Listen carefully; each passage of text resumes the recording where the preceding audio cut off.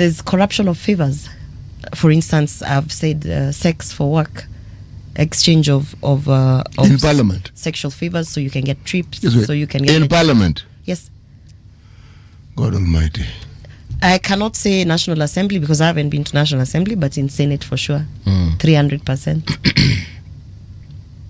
And that is the reason why they have refused to be very transparent on the expenditures of all the local and the international trips.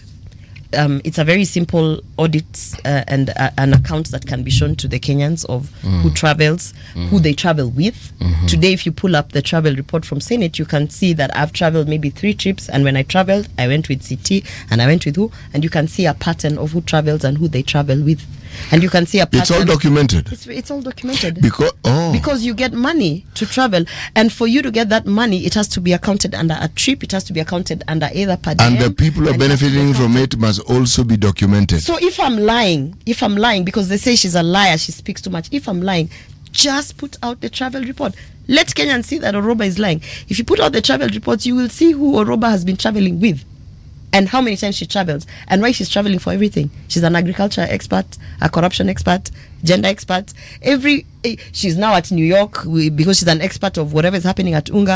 I mean, you can be able to see a pattern of exchange of favors for trips. You can be able to see a pattern of corruption in form of influence by office, because there are people who constantly travel under the office of the speaker. Constantly. Hey. There are people who constantly travel under the sponsorship of the office of the clerk. There's something I need to ask here, because this has always puzzled me. What is it about these trips? Why do people break an arm and a leg for these trips? Because it's a lot of money. Okay, what is a lot of money? Your per diem. Okay, maybe what it is asking, for example, if I go to Unga today as a senator, what's my per diem? New York is about $1,300 a day, US dollars. So that's about 169K per day. And you definitely have a relative who lives there, so you're not going to spend any of it on accommodation. And you're definitely not going to eat anything more than 3,000 Kenya shillings a day. You're probably not going to eat because you'll be eating at the Unga conferences and whatever. So you have 169,000 in your pocket every day.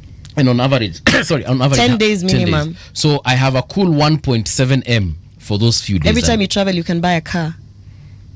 And not just any car. Now go to all our social media pages and see how many times some people have traveled and how many cars that is. You guy, my guy.